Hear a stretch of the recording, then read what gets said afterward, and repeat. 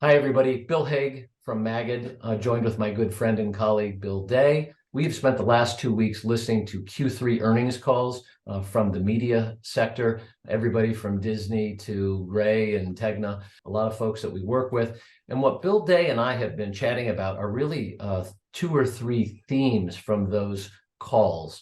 And the first, on the macro side of things, is those economic headwinds that every company talked about in their calls. What were your main takeaways and thoughts as to what people can do? Yeah, I mean, look, there was no surprise there to us or to our clients. We listen to 1,000 consumers every other week, and we've been asking them about how they're feeling about their economic situation. Rising gas prices and grocery prices, increasing rent and utility costs have been squeezing family budgets. Families have been concerned about their ability to keep spending. So it wasn't surprising to hear that get caught up in the C-suite. We still remain relatively optimistic about the outlook for 23. But we're definitely heading in to a tougher period coming out of some real lift after the pandemic. I think that's one of the areas that's not controllable for these media companies. I think the other one, Bill, that I was listening to was the impact of political. I mean, we often think of political as kind of this massive wave of money that washes over the broadcast space. But what we saw this time around was that it didn't fall in the ways that they expected. Some states weren't as competitive as they expected. Some races didn't break the way they thought.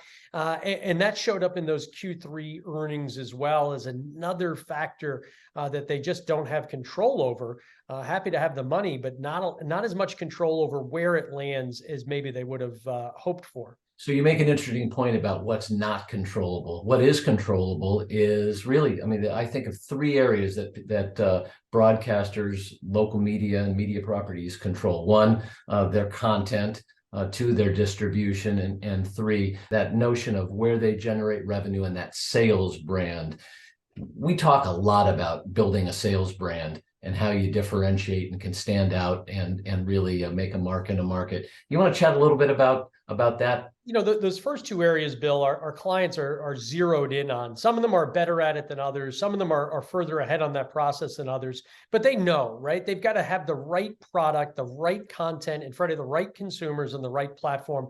And they're working against that. Some of them, right, doing better than others. I think the place where we see the biggest gap is in those local sales teams building themselves as trusted brands. Notice that's different than saying, I have the products you need to reach the audience you want. This is different. This is saying you should hire us to help you solve your problems. Many of the clients we work with continue to struggle with how to use that. How do they build the tools and how do they build sales organizations that give them more enterprise sales, that give them more control over their destiny?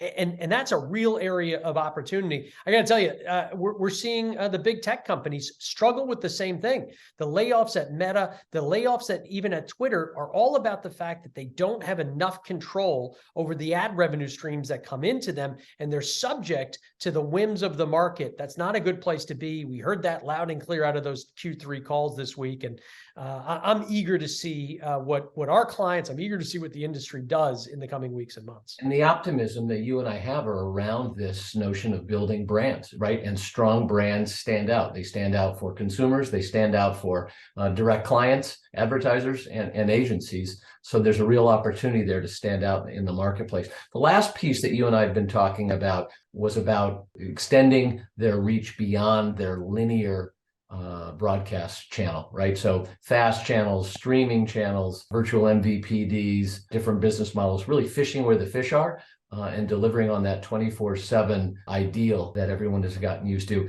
The challenge is now they're going to be competing against Netflix and Apple and Disney for ad dollars, in addition to a lot of other folks out there. Thoughts on the push to the non-linear world? Look, it's a real opportunity for local broadcasters. What we hear from advertisers over and over again is that they remain really confused by this space. They don't know how to navigate it. They don't understand how to pull those triggers. But what we know from consumers is that when the hurricane blows through, as it is today in Florida, they're turning to those trusted sources of local news and weather. Those are local broadcasters, whether they're on the radio or on the television. In those moments, that's where consumers turn. Same thing when your favorite sports team is doing doing well, or when your favorite sports team isn't doing as well as you hope. Those are spaces they turn. Finding the way to deliver those to consumers is absolutely a challenge. And again, many of our clients are working hard at making sure that they're delivering that content in ways that make sense.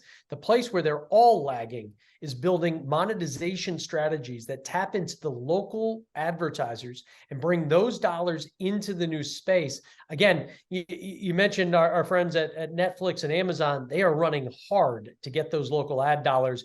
I am optimistic that our clients can build a big enough moat to protect themselves, but it feels like now's the moment for them to accelerate those efforts to build sales brands and to build teams that can deliver enterprise value into local and regional advertisers. I love the moat image, and it's got to be a little deeper and a little wider than it has been in the past. So thank you, Bill Day. Great discussion. You and I could go on for a lot longer. We're happy to continue the conversation offline. So please reach out. Thank you for listening.